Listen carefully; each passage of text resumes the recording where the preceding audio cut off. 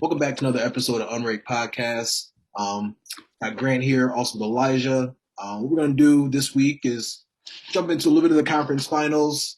We've had, I think, 3 games on each side played, so we'll just touch on that a little bit, and then we'll also touch on some of the research we've been doing around the mock draft or the NBA draft, and then also start to jump into some of the free agency and just talk about some of the players that you know I feel like would be ideal that would fit in that Pistons system.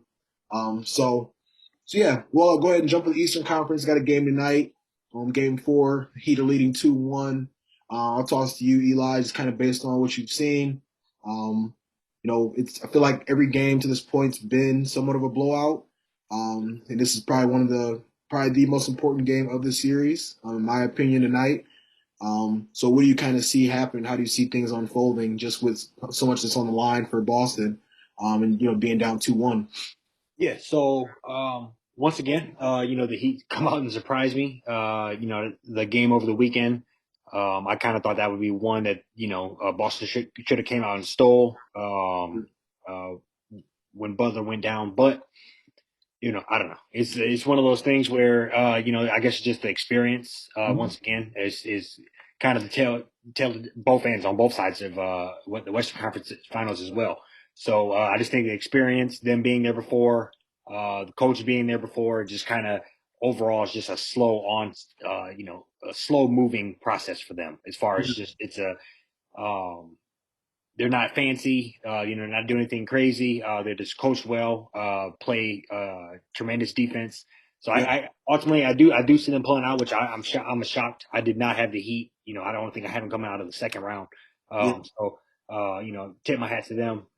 Pretty exciting. I think obviously Tatum has something to say about that. I do think he'll you know uh, put together some sort of yeah. defense to that.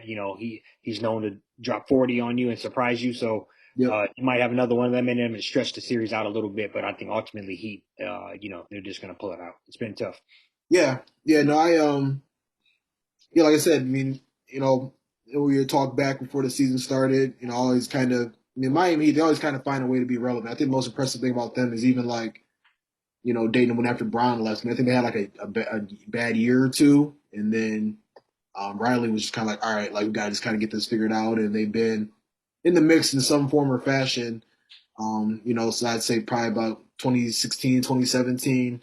Making some noise here and there in the playoffs, not always getting, obviously to the finals and such, but they definitely, do what they need to do as far as just keeping that organization, that team intact and do whatever they need to do in order to keep them being successful.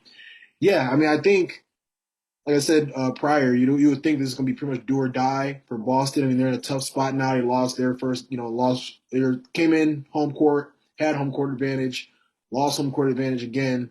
Um, and this is one of them, situations where they could, easily be flirted with the idea of not coming back to Boston, after, depending on how this game goes. So, yeah, I think Jason Tatum had like 10 points, like 3 or 14 from the field or something like that last game. Definitely don't see that happening. The one thing that I do say that they have kind of going against him is, I mean, I saw he got banged up a little bit. Obviously something you can play through, but they say it was kind of like a nerve issue, so you never know how that could affect shooting. And then Marcus Smart, I mean, we watched his ankle bone touch the ground, and he literally came back in, gutted it out. But we all know what happens with sprained ankles after you wake up that next day. I'd be shocked if he could even walk, even get out of bed like comfortably after seeing how bad he rolled his ankle. Yeah, yeah. Like So you over a couple of days. yeah. Even on the Miami side, I mean, they got, Kyle Lowry out there pretty much on one leg, PJ Tucker, fighting through a knee injury. Jimmy Butler just, I mean, I thought I looked up and he was just out of the game, like just out of nowhere. And still was shocked to see that they were able to kind of hold off the Celtics and still get that W. Um, but yeah, I think tonight, if I had to kind of choose, who was going to pull it out, I'd have to just go with Boston. I think that just makes sense. It's kind of how the series went. It's went back and forth. The first 3 games, and I just can't see them like they're going to be fighting like hell to make sure that they, tie this series up before heading back to Miami for Game 5. Yeah, yeah, yeah. No, it's gonna be tough. I guess I kind of forgot about the Marcus Smart situation. And like I said, it'd be tough. It'd be hard to imagine him going to go out there and like worth yeah, like like playing. Yeah, yeah, right, and be that productive. I mean, it's an ankle, so something you can tough out, but at the end of the day, it does something that it completely inhibits your ability to do practically anything. So, right. yeah, it's gonna be tough for him. Yeah, absolutely. Yeah, just kind of shift gears to Western Conference. This series is the exact opposite of what we're looking at now. Going into Game 4 for Miami and Boston. We got the Mavericks. They're going to be fighting. For their playoff lives. To just be able to get another game in the hopes of extending the series any longer. We already pretty much know the statistics. Going down 3-0. I don't think anybody's ever done it in the NBA. I Um, think it was. I think last night. I think it said 146 and 0 or yeah, something. yeah, so something miraculous would have to happen, for them to be able to even make this a series. But I think this is going to be pretty much done tomorrow. Um, it's kind of cool, seeing the Mavericks make a little run that they did. Luka started to come more into his own. We already knew who he was, but I think he really I think I look at him as probably like top five in the league, top five, top eight, however you want to play it. Coming into next season, MVP candidate. Definitely gonna be all NBA type guy for the coming years. But it'd be interesting to see what they do with that roster because I was looking at the stat sheet and I think they had like three guys that played 25 or more minutes that didn't score a point. They had a starter that's played 38 minutes, Reggie Bullock. He went 0 for 10, 0 for 7 from three. They just had some guys that were just very timid in shooting the ball. And yeah, I mean, it was Luka with 40, Brunson with 20, and Dinwiddie with like 26. They only scored 100. So definitely need to find, figure out how to, find him a little more support. But yeah, I mean, I think they pretty much kind of reached their ceiling for these playoffs for sure. Yeah. So, just real quick, you anticipating a sweep? I am anticipating the sweep. Yeah, Yeah. Yeah. I I wouldn't be shocked if they came out and stole one. Like remember last series when Golden State just got the brakes beat off of them and went back home. yeah, I wouldn't be completely shocked if maybe that happened, but I don't see it becoming a series, obviously. But I yeah, I would say obviously Luca legend is because that's it's fun to say, and he is a phenomenal player. And it's interesting to watch him play when you really analyze it because I feel like he really tries in spurts, and the yep, other times he just disappears. Where mm-hmm. it's like last night at one point I was like, man, he hasn't did shit in a minute. And Yeah, then he dunked, and then they're like, oh, that's his 21st point. I was like, 21 points. yeah, Like where? And yeah, I would easily thought he had like 11. So it was kind of so he's one of the guys that just sneakily gets baskets, but I do also think he heats up, and then he might tend to just disappear, or completely remove himself. It seems like for a while. right. Uh, so I do think that's going to be interesting to see how that plays out. Obviously, he could just be getting frustrated when you keep passing out to Reggie Bullock and he's clanking them, or passing to Cleveland, he's scared to pull it, Yeah, or whatever the case may be. But I think it is. I don't know. His game is just interesting to watch. yeah, it's So, slow. It's like slow motion. Like I feel like you just can't be rushed. Like, mhm. and I know to kind of even to your point of like how it kind of comes in spurts. I think what they're kind of fighting with right now with him is like they want to just like a lot of times he wants to just kind of come up court and just kind of dribble the ball until there's like 8 seconds left, and then make like either go to the cup and draw a foul or make a layup, or he'll just kind of kick it out last second to the corner for an open three.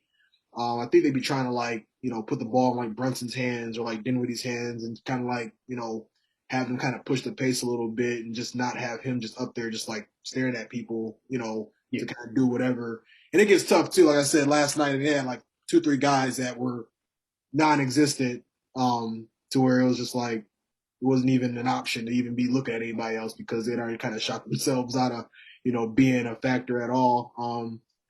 Yeah, I think, to even kind of slowly shift gears here, it's going to throw a question at you. I mean, you think out of the top of the head, and not put you on the spot, but like, what do you think like they need to kind of, go to that next hit, make that next jump to maybe be, a finals, team next year or just like be back in the conference finals? yeah. I would say um a legitimate number two to lose. Like obviously they got like Brunson is is on the verge of that, or like I'm just throwing random people out there, but like you always talk about Buddy Hill or somebody Yeah. along those lines where um he would play into the game, like you said, if Luka just stands around for 16 seconds and then passes to you with point one left, Yep. and you make something with it. And so you have to get players that are real catch and shoot. Hmm. And also, I think just on a defensive note, Luka's proven he's not going to play a lick of defense and don't want to. So you have to go out there and get you an enforcer, a Yeah. PJ Tucker, or somebody like that Most where one. yeah, all right, yeah, where you can kind of take that off of his shoulders and because I think that, or just a big rim protector in general. Yeah. I think they're all pretty. I don't want to say soft, but in general, they're all let's say finesse players. So Yeah. yeah, I think like what I was looking at as far as who they need, um, definitely like a rim protector. Like right now, they got some 6'7" guy that plays like 8 minutes a game, and literally that's it. Like he's like a starter, comes in, gets like 2 fouls, and they pull him, and that's pretty much the last time you see him. So I think they definitely like. I mean, they might want to give Phoenix a call. Pair the number one, the number four pick in the draft together. I think that'd be a good little fit just with the pick and roll.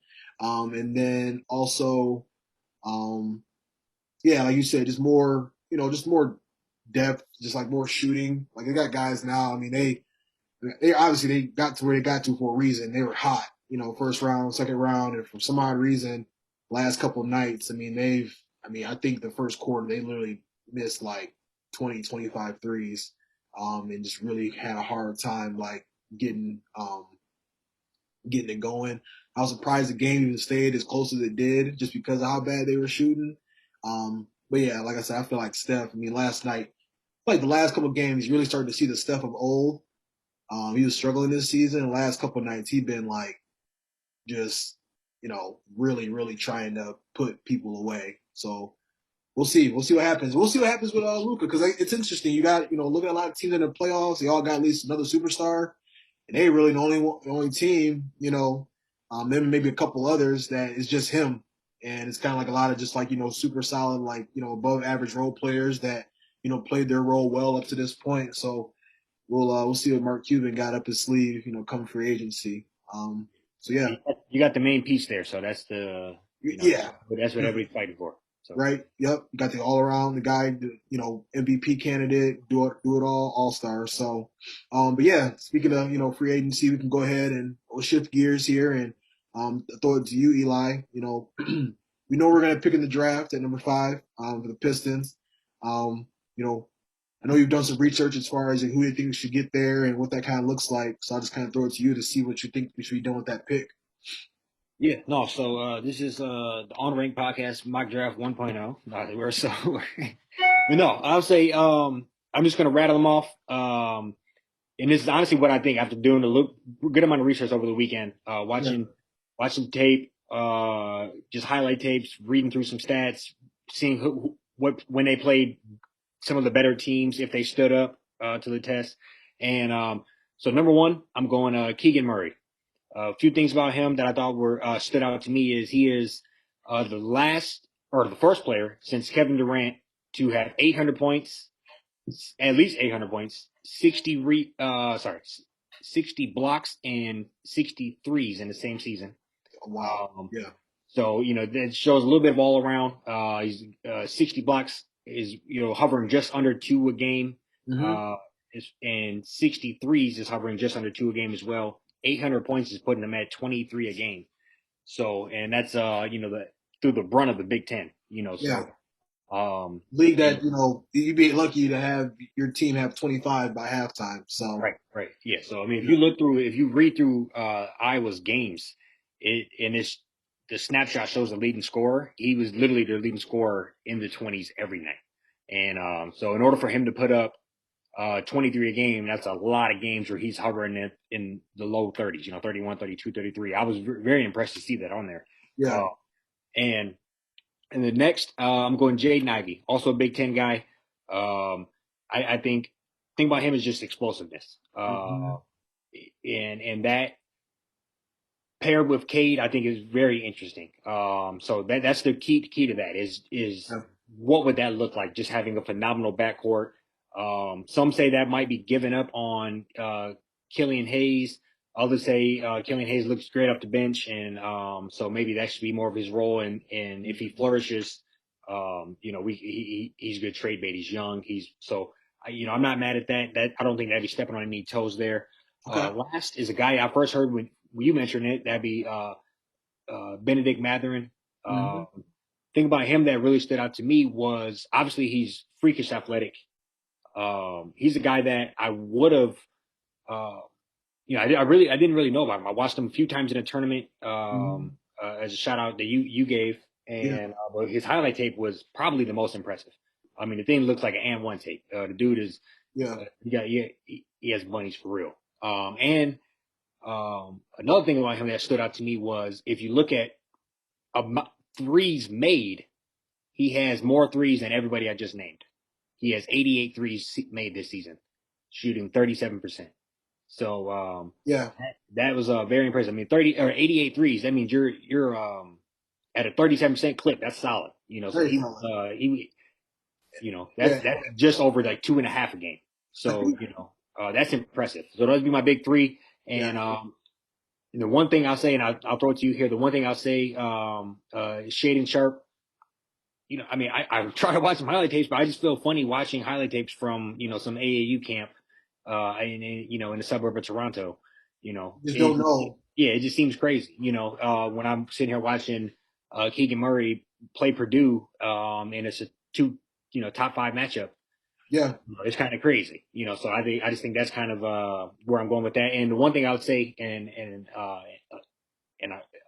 I know I'm talking long on there, but one thing I will say about this is Amani Bates as a local Michigan guy, local Michigan kid, and he was the number 2 high school player to Chet Holmgren.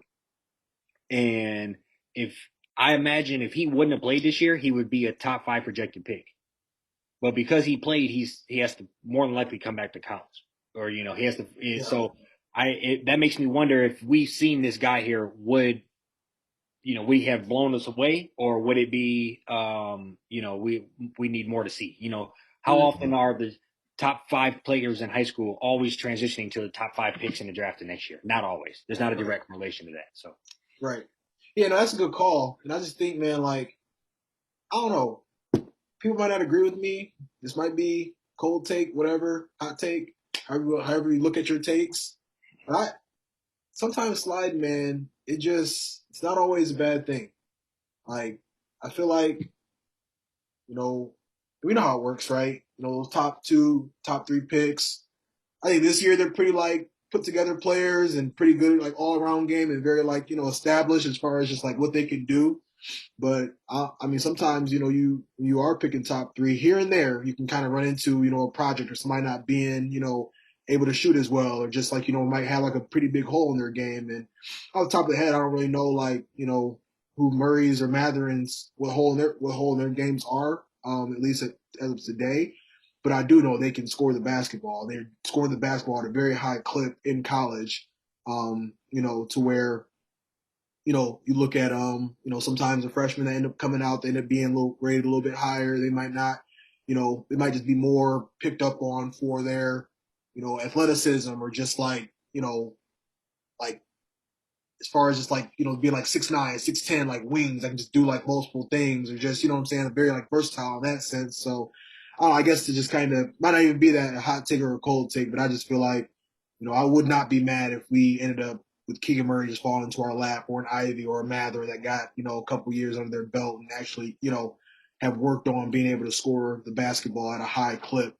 Um, Good problem to have. I've said it, a couple of mock drafts we did, or just a couple episodes we had prior. I think we're just in a good situation where we're not going, obviously who knows what could happen, but I think we can get one of those three guys and definitely be in good shape. no, So, I second that. yeah, Let's just um, it's not necessarily the time to gamble. I right. think I think we go with something like I said last time around, which is the best available player. We need Yeah, somebody that we know will be a solid NBA guy, yeah, and would it suck to pass on him and then in 2 or 3 years he's John Morant? it would. But I think it would be that much worse to take him and then he's nothing. All right. So I think We're in a spot where it's like, we already, people didn't like Killian. We had Seiko, Dumbayu, didn't really do anything.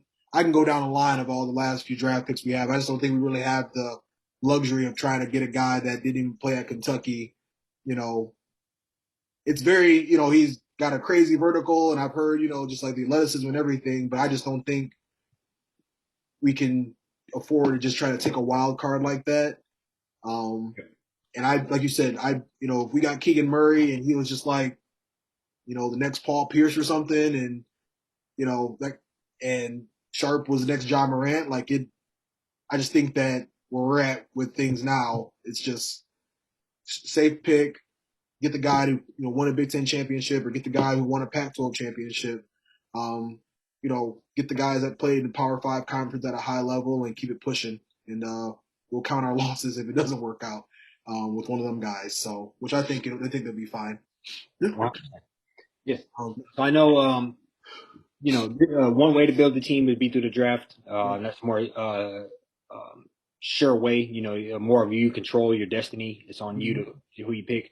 Another way would be through free agency. yeah. Pistons in there with a pretty clear books. That's exciting to see when you look through there.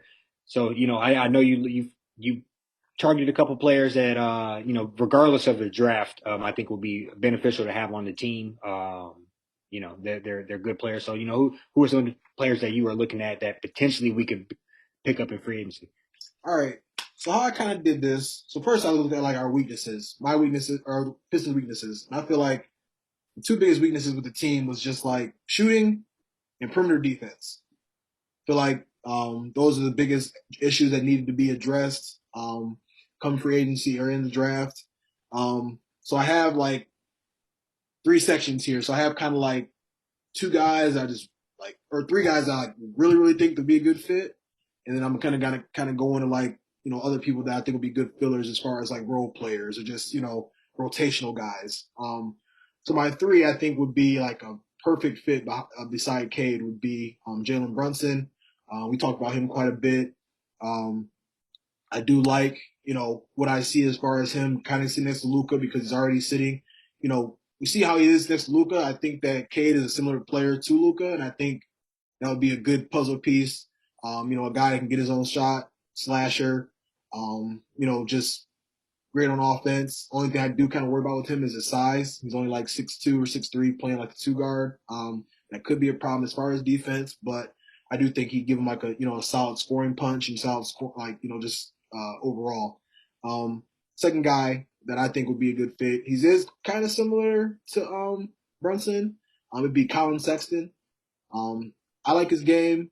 I like just scoring guard, off ball type guy. Because like I said, even prior, I kind of envision Detroit kind of being like a Dallas or like a New Orleans. You got that point guard that does it all. That you kind of bring like guys that are kind of like more score first mentality and kind of put them around him and just let him feed and kind of just let them drive and shoot and just kind of they just kind of come at you in waves. So I think Sexton would fit right in next to Cade.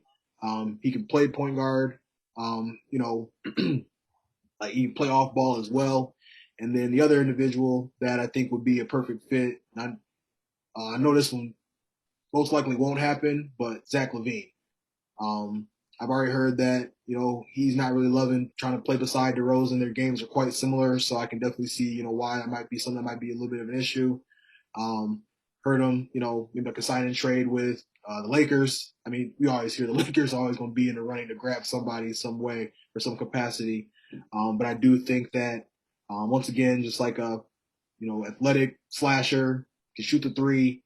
I think that'd be like him and Cade and Bay. I mean, I think that could be a very solid trio for a long time. And just kind of run through just who I think are as far as like rotational players or people like just good pieces that we could just potentially look at. So I'll just go through the shooters really quick. Bryn Forbes, Ben McLemore, Malik Monk, and Gary Harris. I mean, these guys have all made their money being spot up shooters, hitting the open three. I think the Pistons really need to prioritize getting one or two shooters, addition, around Cade, replacing some more, some of those guys we have on our team now that are more just like defense first, or just athletic guys that are still trying to kind of find their own and figure out their games. Our team is pretty young overall, so I think if they're able to bring in some shooters, and those are some examples, some people that I think would fit that mold, and they also been in the league for a little bit too, so I think that'd be a good veteran presence to bring to the locker room. I think that would help us out immensely. And then to go to the forwards, some of the guys that I look at as far as potential fits. So you got Otto Porter Jr. playing right now for the Warriors. Um, I just big wing, can play defense, can hit the open three. Veteran presence, I think that's something to definitely keep in mind. Any of the Morris twins, they like to clang and bang. I'm all for that. Um, Still hate that we even got rid of Marcus Morris when he was playing for the Pistons a few years back. And then this one might have you chuckle a little bit, but Kyle Anderson, that was playing for the Spurs and playing for Memphis, call him Slow Mo. I just like he's versatile. He can come off the bench, play point, plays defense, glue guy. Like I look at him as somebody that's gonna he's one of those guys. He's gonna come in and just he's not gonna make your team bad. Like he's gonna help your team in some way, shape, or form.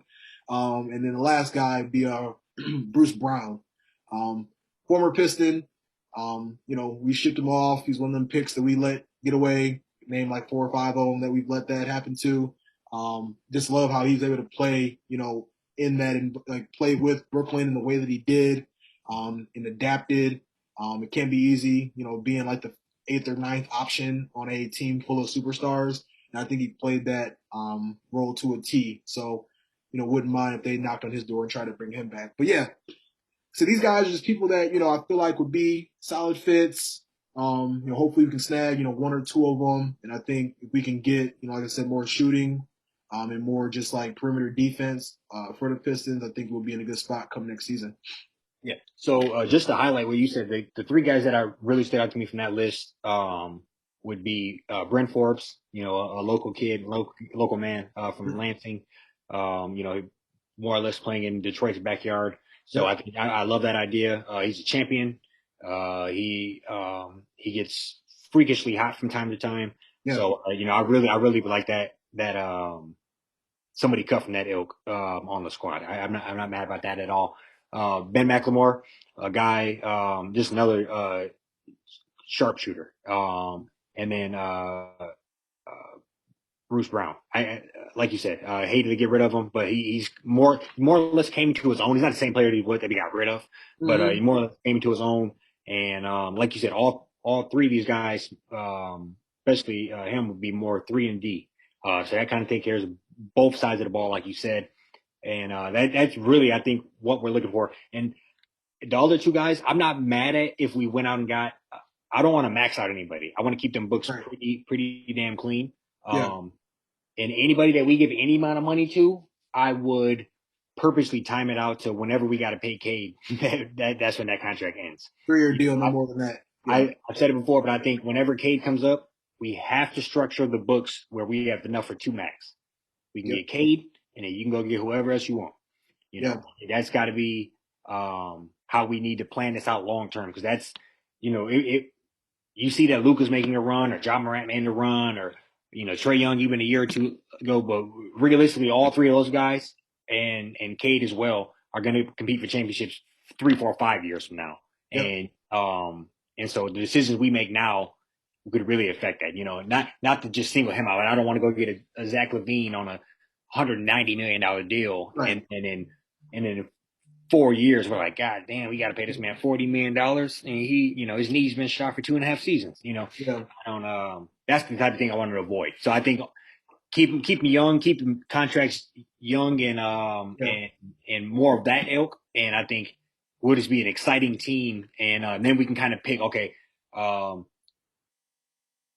this is the squad, and Brent Forbes is staying with it, so we can go ahead and sign him a long-term deal. He really worked out. And Yeah. then we begin to form around that. And side note, I think nobody's talking about, we already had a major free agent signing this year, and that's locking up Bagley. Yeah. You know, so we've seen how well that worked, for post All-Star break. And it was fun to watch. So I think he was a bit rejuvenated, and it's exciting to see me. He was a top 5 pick when 3, 4, 5 years ago. So, Yeah, um, recently. yeah, yeah. Yeah, So that's exciting to see as well. yeah. No, I agree. I agree, and I could definitely, Zach Levine. That'd be more just like a if that were to happen, it'd be like I'd be excited about it just because that we had like an all star put by Cade and just see how it works. But there is a money factor to where it's like what are you going to try to pay him? And I think even too looking a little closer at like Brunson and Sexton, especially Brunson Daddy came out and said like there ain't no discount now, so it's going to be interesting to see what even. 100%. Oh, and I was gonna say my fault, and I know we got like less than a minute here, but side note on Brunson, the only other guard I've seen back down somebody as much it would be Chauncey Billups. Remember when he used to do that just to get the point guard in foul trouble? He's the only other guard I've seen do that consistently. Like Mhm. 4 times a game, he's putting you on his ass and backing down Lives in the paint. I like love old it. man in the driveway. I do like Yeah. so. Somebody like him or Colin Sexton, I wouldn't be mad at Yep. as mad, especially Colin Sexton because I think that's I like him a lot. I know, just to rattle off, but we can throw him, and then let's say you throw in, Keegan Murray. Yeah. Well, that's a squad. Brent off the bench and yeah, like I said, trying to get a couple shooters here and there and just more, Hey, 60. yeah, get like a bully in there or something. You know what I'm saying? Just What's first say? First seed. right. First seed in the whole league.